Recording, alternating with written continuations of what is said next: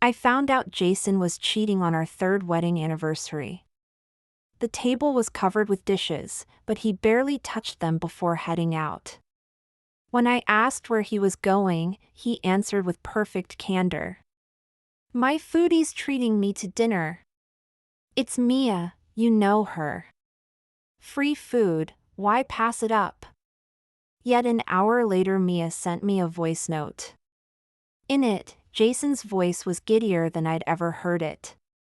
"They say you should marry someone who shares your appetite. I really regret meeting you so late, otherwise I'd have definitely made you my wife." I listened in silence, then ate every last bite on the table by myself. After that, I set out the divorce papers. I converted Mia's voice note to text, screenshotted it, and posted. "My husband's female foodie just sent me this. Has he cheated? Bedtime is prime gossip hour." The thread blew up the moment it went live. "Sis, he's absolutely cheating.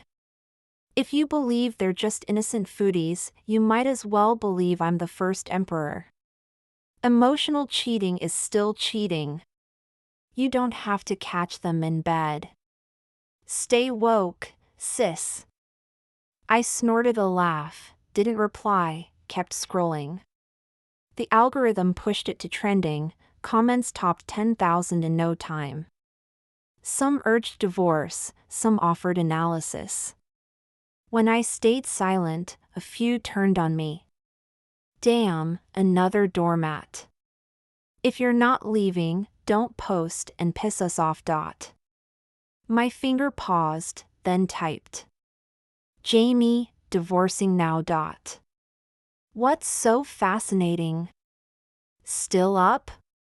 Before Jason's gaze reached me, I killed the screen and pretended to sleep.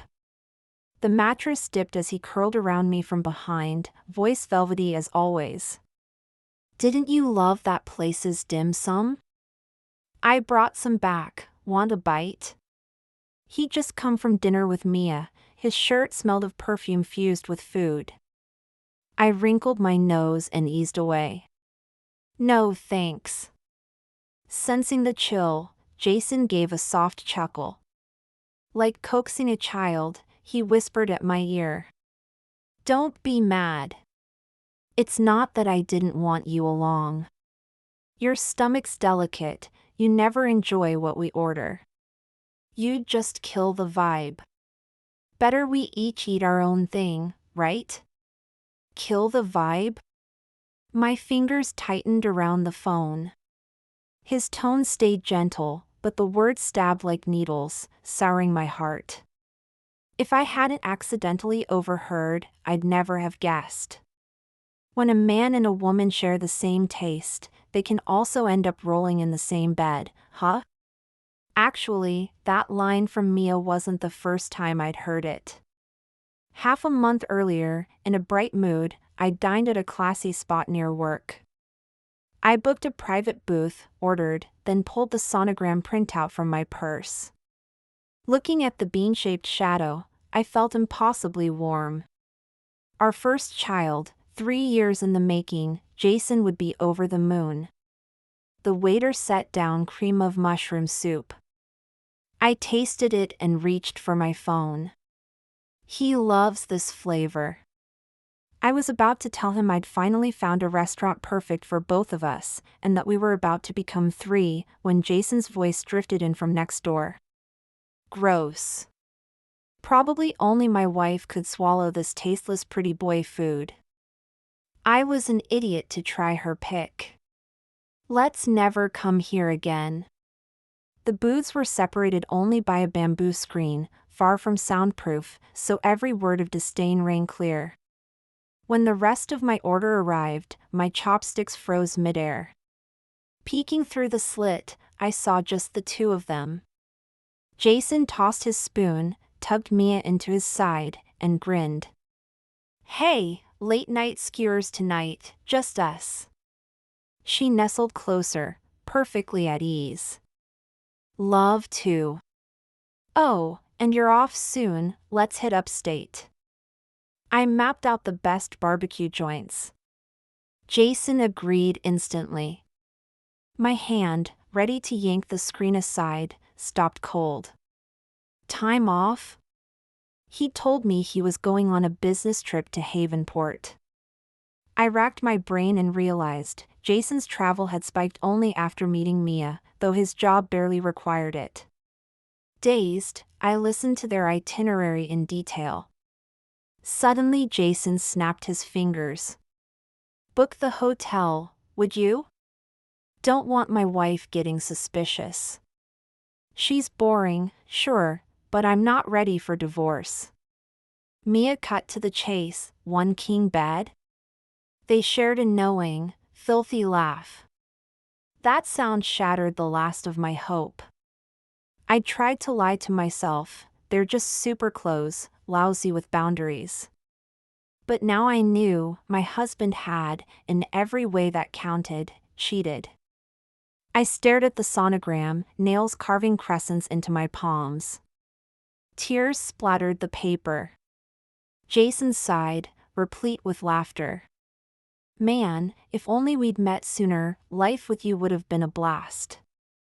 Elena and I can't share a meal, every bite of her watery cooking feels like punishment." Listening to them joke and jeer, I wanted to fling scalding tea in Jason's face and slap him raw. Reason held me back. This restaurant sat near my office, too many coworkers ate here. Making a scene would only hurt me. My chopsticks clattered to the floor, I left them. The food before me cooled, hardened, turned repellent. After a long while, a bitter absurdity welled up. I hadn't known these 3 years were torture for him. So why keep at it? I cupped my belly and whispered an apology. "Sorry, little bean. On the very day I met you, Mama decided your daddy wouldn't be around." From that evening on, I worked with a lawyer to draft the divorce papers, assets, property. Since he strayed, every penny owed to me would be claimed. They arrived this morning, just before Jason walked out the door. Jason was already asleep behind me. Probably a little cold, he tightened the arm he had draped over me and pressed it squarely on my stomach. My stomach had always been delicate, and this was still early pregnancy. That one press sent a violent wave of nausea through me and chased every trace of sleep away. I hurriedly shoved Jason off. He mumbled a couple of sleepy, grumpy words and rolled over. I ignored him and ran straight to the bathroom. After a bout of retching that turned the world black, I dragged my limp body to the living room for a cup of hot water to settle myself. I thought he had gone back to sleep. But a cup of dissolving stomach-soothing granules was already waiting on the table. Jason sat beside it, rubbing his eyes, half awake. When he saw me he sighed, helpless. "If husband doesn't watch you for one day, you forget your medicine, don't you? My poor delicate wife, what would you ever do without me?" Next to the stomach granules lay one antacid tablet. The just-boiled kettle steamed quietly at his elbow. He nudged the cup toward me. "Come on, drink it while it's hot, then some warm water. I've dug out the hot water bottle too. When you're done, pour the leftover water in and lay it on your belly, it'll feel good." Looking at the concern in his eyes, my heart suddenly ached. He was so practiced at taking care of me. As though loving me had been carved into his bones. It made me want to soften toward this man I had loved for 3 years. But I couldn't. Absolutely not. I loathe betrayal. It sickens me. I didn't touch the antacid. I lifted the granules, drained the cup, and swallowed my tears. When I spoke again, Jason froze. "Jason, let's get divorced." He stared blankly for a second, then ruffled my hair. "Still groggy from sleep? Or from puking? What nonsense are you talking?" I ducked away and took a step back. My gaze on him was calm. I already know about you and Mia, stop pretending. For an instant his face went blank. He disguised it quickly, but I'd seen it. He smiled, tone casual. No, wife, what could possibly be going on with her? She's just an ordinary friend, maybe a little closer, foodie, you know. You're still mad about today, aren't you? He held my shoulders, perfectly placid. But I already explained. With your stomach you can't handle greasy spice, why drag you along to watch us eat and feel awkward? I didn't want to watch his act, I cut him off coldly. Tell me, what day is today? Jason went silent, thinking. Then, as if a light bulb clicked on, he laughed. So that's why you're upset. Lady wife, I confess my sin. I'll take tomorrow off and give you a do-over anniversary, okay? Before I could answer and tear his mask away, Jason's phone rang. The caller ID said Mia. He didn't switch on speaker. But Mia's sobs were loud enough for me to catch every word. Jason, that place we ate at tonight must have served bad food. It hurts so much, I feel awful. Come to the hospital with me, please. I need you beside me. Jason's brows snapped together. He hadn't looked that tense when I'd mentioned divorce. Yet his voice stayed tender. Okay, dress warm, I'll Jamie be there. He hung up, hurried to the bedroom for a jacket, and headed for the door. As he passed he even bumped into me. My lower abdomen slammed against the table corner, searing pain. He didn't notice. Without looking back he said, Mia's sick, I have to take her to the hospital. Stop this drama, there's nothing between us but friendship. If you won't believe me, once she's better I'll bring her to explain to you face to face. Sweat poured off me from the pain, my patience was gone. I pulled out my phone, volume maxed, and played the voice note Mia had sent me. Fine, let her explain this to my face. What exactly did she mean sending this? Hearing it, Jason's body stiffened for a second. When he turned again, his expression was even calmer. It's just a joke. While we were eating we talked about you, Mia asked why I never bring you out, so I cracked that line. Honestly, you should learn from Mia's generosity. So you want a divorce over a tiny thing like this? His tone made it sound as if I was the one making trouble. I gave a cold laugh and ripped the last veil away. You forgot our anniversary, lied that you were on a business trip, and took another woman on a vacation for 2. Jason, how much more proof do you need before you admit you cheated? He probably never imagined coincidence could be that cruel.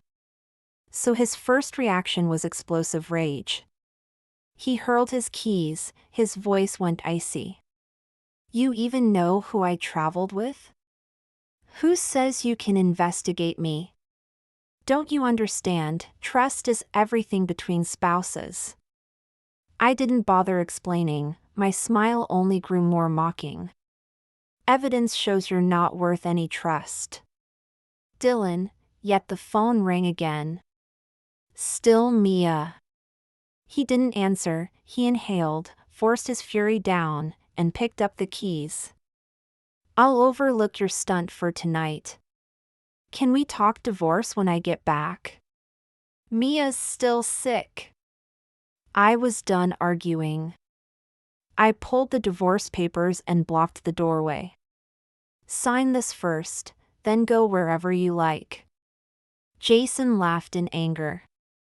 You had this ready, you planned the divorce long ago, didn't you? I said nothing, pen in hand, stubborn in the doorway. The phone rang a third time, he still ignored it. just stood there panting, eyes bloodshot. When the ring sounded a fourth time, Jason finally snapped. He shoved me hard, roaring, "I'm not signing." The push caught me off guard. I crashed to the floor.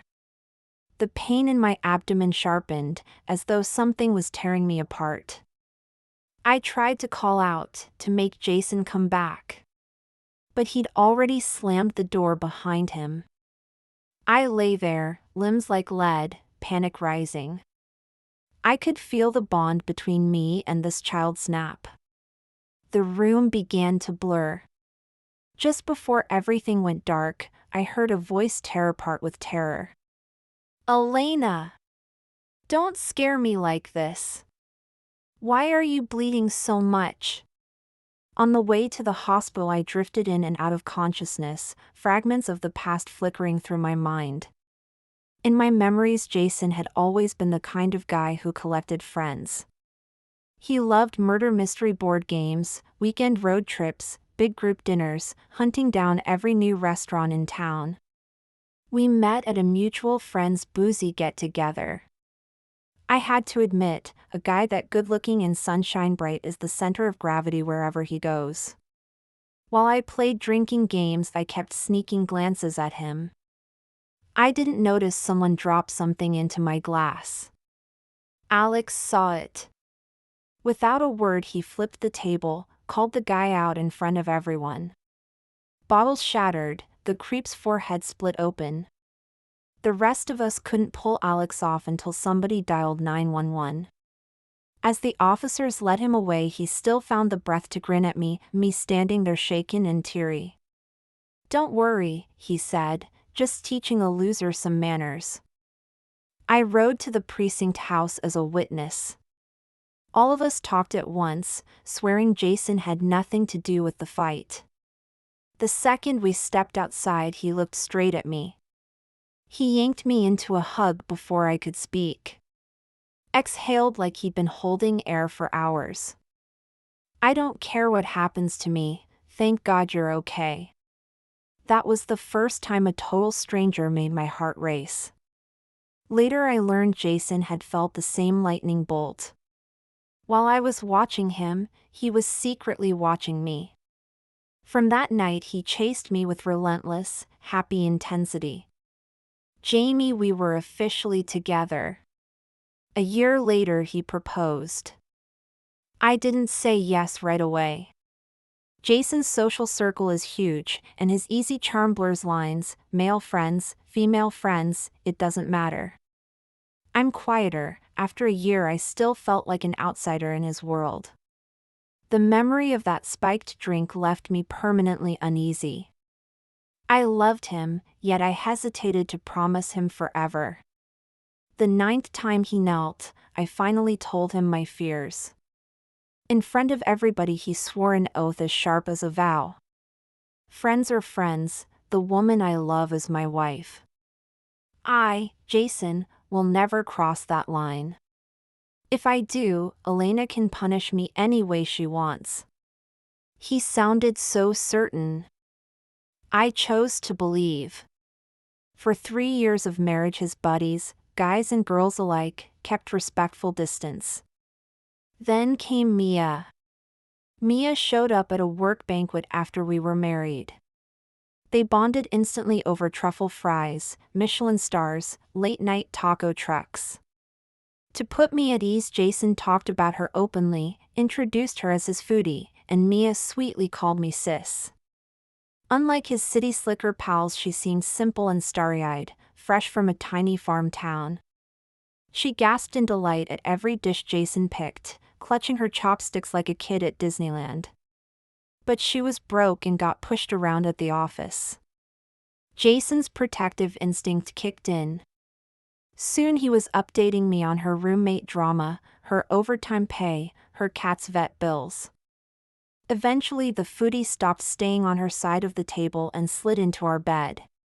Maybe the day Jason made those vows Mia wasn't in the room.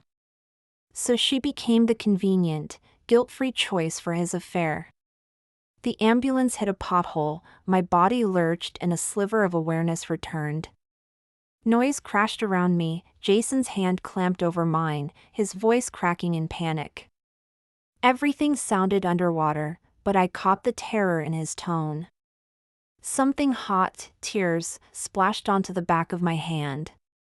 All I could picture was the way he'd shoved me earlier, his face warped with rage. The irony almost made me laugh out loud. He broke the promise, yet he was the one who lost his temper. Now he was crying?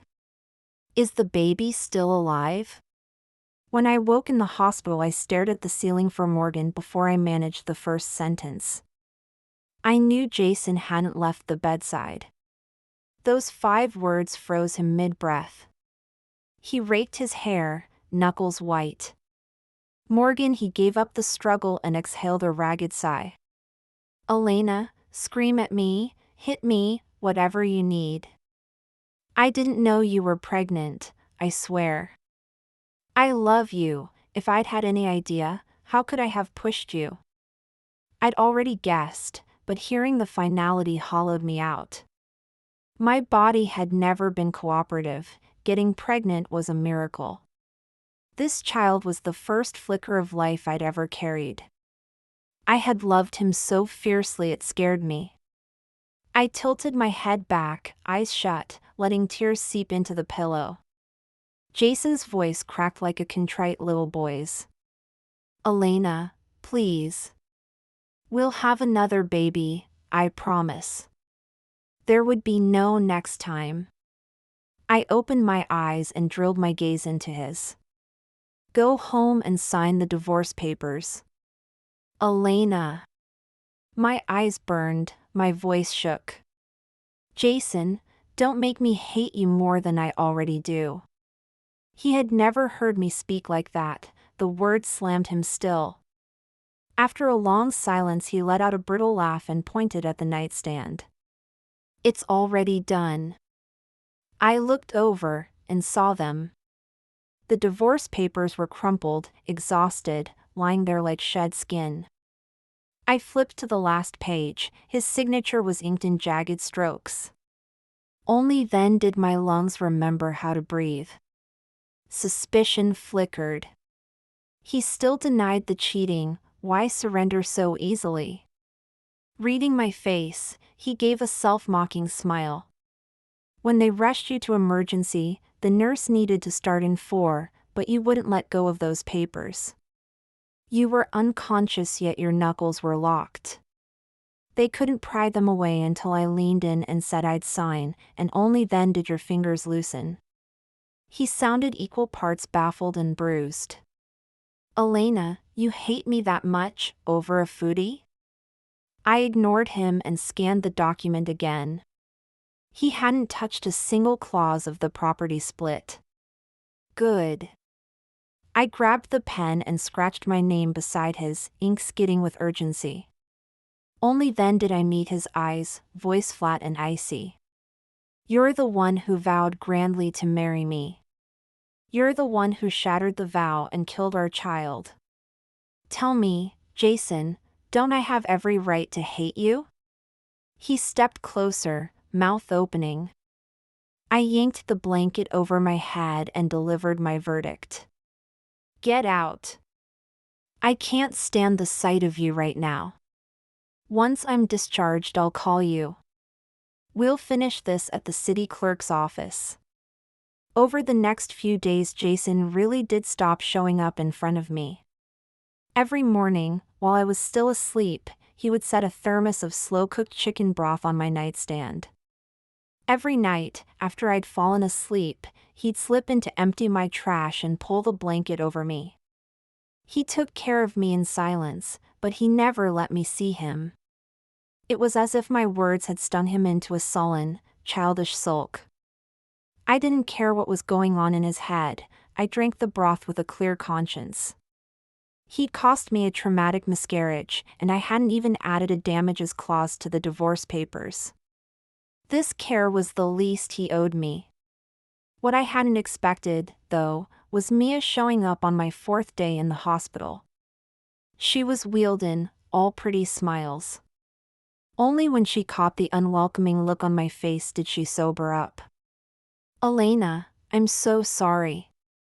I've had a stomach bug these past few days. The moment I felt better, I rushed over. I heard, you and Jason are getting divorced because of me? I glanced at the half-open door and tugged one corner of my mouth into a smirk. Jason and I are already getting divorced, anything more is pointless. Either she didn't hear the dismissal or she pretended not to. She kept explaining. Elena, you've really misunderstood us. That voice note was recorded by accident while we were chatting over dinner. My arm hit the screen. I didn't notice until I got home, and by the time I tried to explain, you'd already blocked me. She paused, saw I still said nothing, and pushed on. About the trip to upstate, at first Jason really did go to Havenport on business. I wanted to travel upstate but was scared to go alone, so I dragged him along. It's all my fault. If you need to blame someone, blame me. Don't stay mad at Jason, he's having a rough time too. You had to admit, she knew how to handle men. Or rather, she knew how to play the perfect understanding little flower. I caught the faint rustle outside the door and sneered inwardly. That little speech had probably soaked Jason's heart in warm honey. All the while Mia's words dripped sincerity, but her eyes glittered with quiet triumph. I saw the hostility plain as day, and my face went ice cold.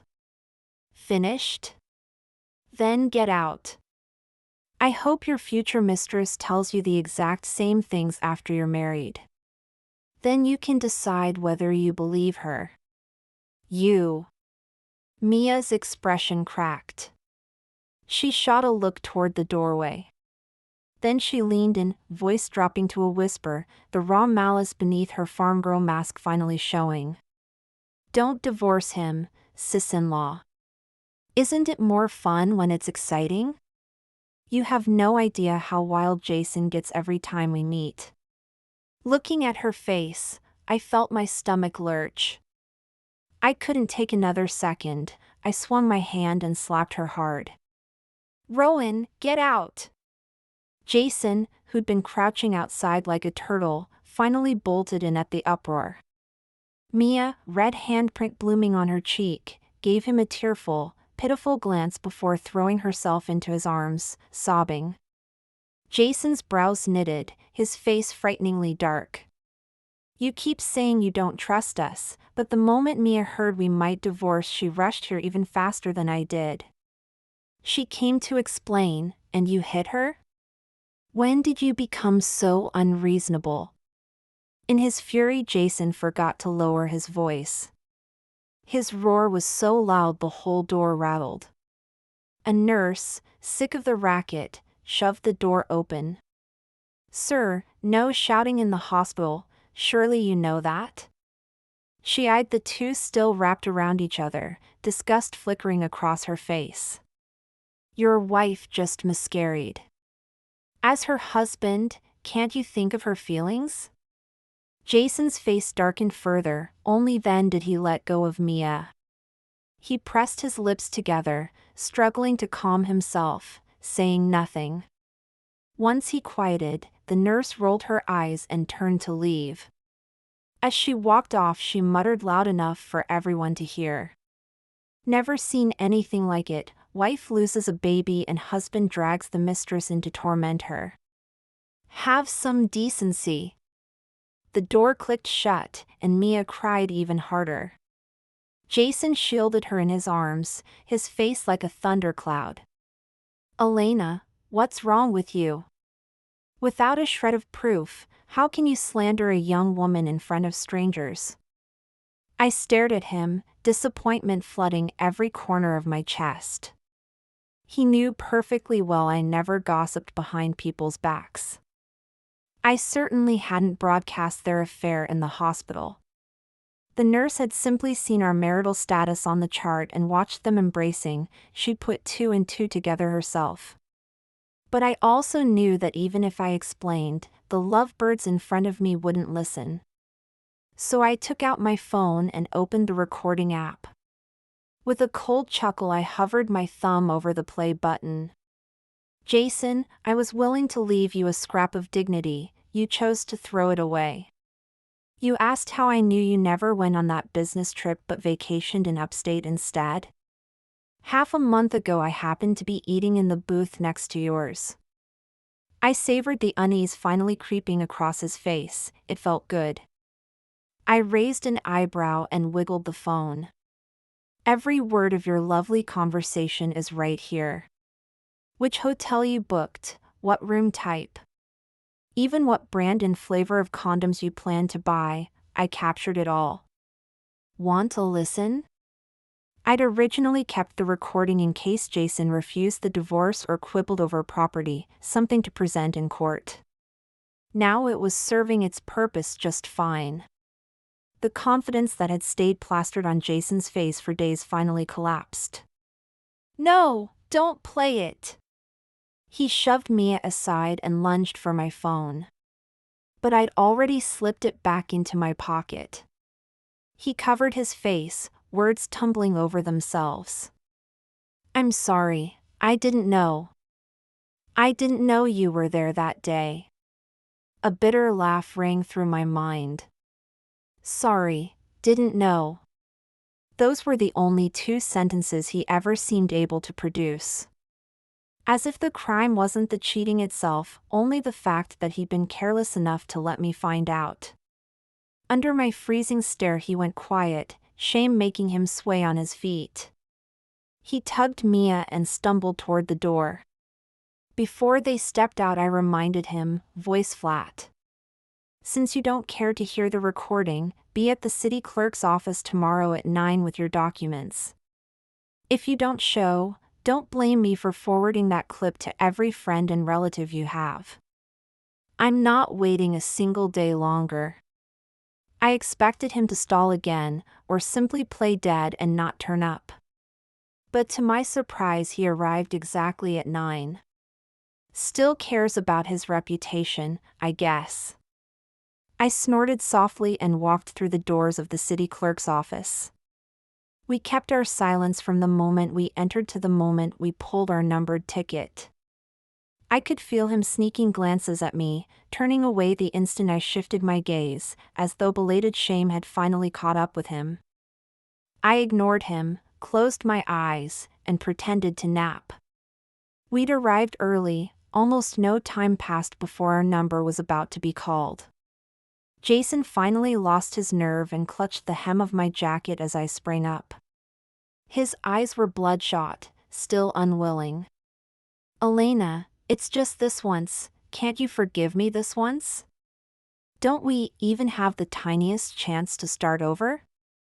I shook my head, swift and clean, and told him plainly no. From the first day you and Mia crossed the line out of friendship, we lost that possibility forever. Do you remember the vow you made? You said it yourself, I could do with you as I pleased. The loudspeaker finally called our number. He squeezed his eyes shut, then stood and followed behind me. The paperwork flew, the clerk said to come back in 30 days for the certificate. He didn't wait to hear the rest, turned and walked away. The house we'd lived in went to me, he raised no objection. But I was afraid he'd drag things out, and the mess upset me. So I went straight home and packed up his belongings. My building has 1 elevator per floor, no one else ever comes. I piled everything in the hallway, snapped a photo, and sent it to him. Remember to take these. He answered a day later. Just toss it.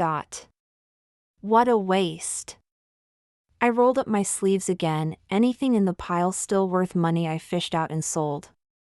Old clothes went straight into the charity bin in the courtyard. The worthless leftovers I called a junk picker to sort, we haggled and I pocketed a few more dollars. The final trash I asked him to haul downstairs for me. By that afternoon the corridor was spotless.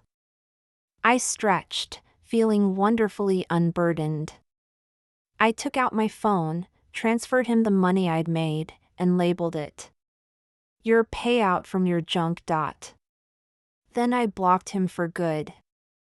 With the emotional mess cleaned up and my body rested, I threw myself back into everyday work. The whole month, Jason never called or texted.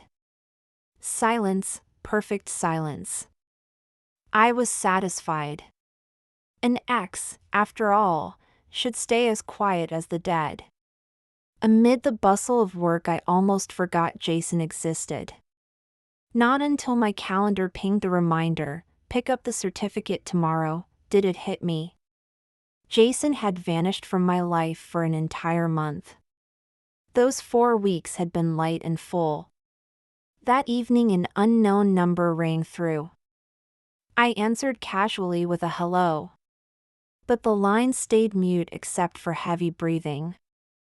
I pretty much knew who it was, my voice iced over. If you've got nothing, I'm hanging up. Don't. Jason finally spoke, liquor thick on his tongue. Elena, it's me. I need to say some real stuff. I'm sorry. A burst of catcalls erupted behind him, some guy just as drunk slurred, "That's the spirit. She's only your ex-wife, what's so hard about facing her?" I froze, then realized. Jason and company were playing that classic drinking game. Truth or dare. I'd heard from mutual friends that this month he'd been a wreck. Drinking till dawn after work, showing up with twin panda eyes. Getting chewed out by his boss, nearly fired for a major screw-up. His buddies must have felt sorry, cooked up this dare to jerk him back to life.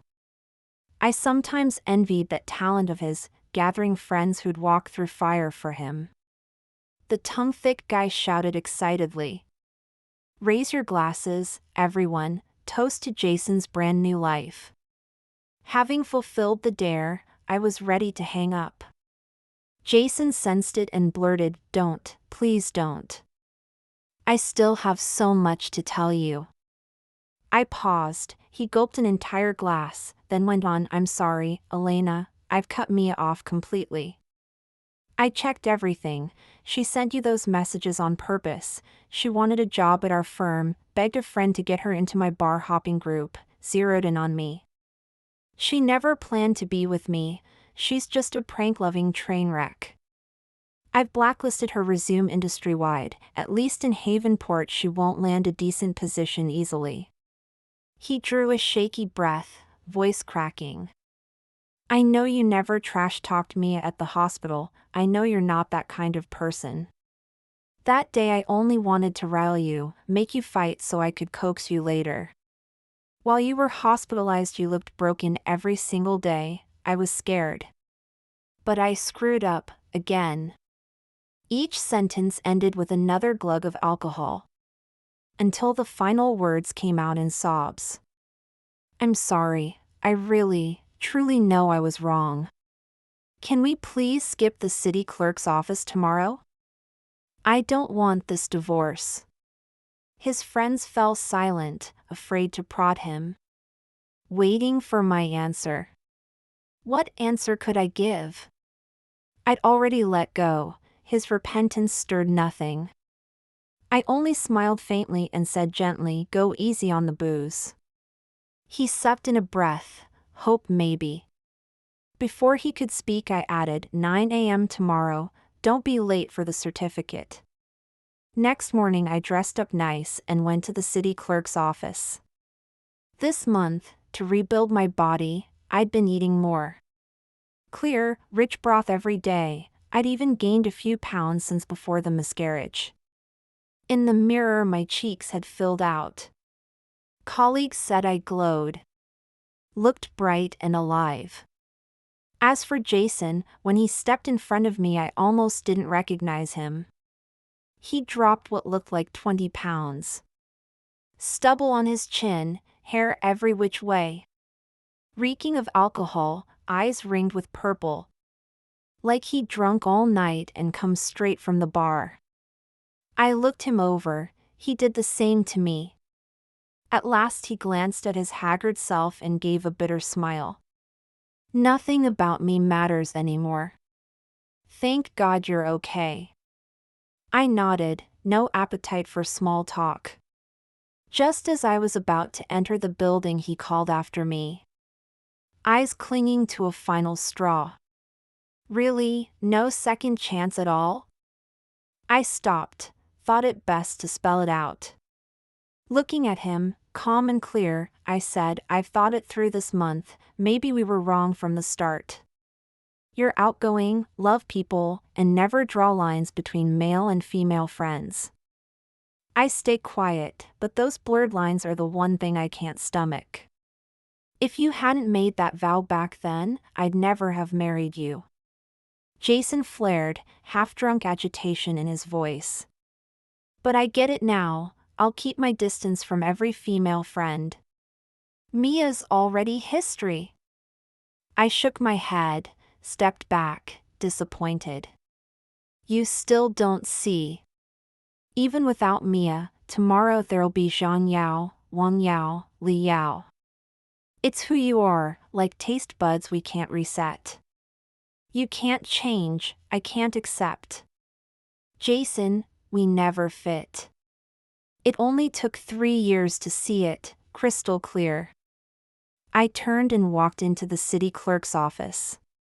Jason stood frozen, no longer blocking me.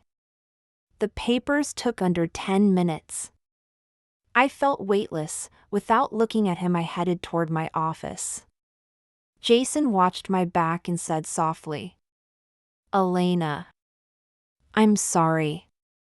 I kept walking, never slowing. The overcast sky finally cracked open with sunlight. Right on the path ahead of me. Thank you for listening to today's story. On a scale of 1 to 10, how would you rate it? If you liked the video, please like and share it with friends. We look forward to reading your thoughts in the comments. Don't forget to subscribe for more gripping tales. See you next time.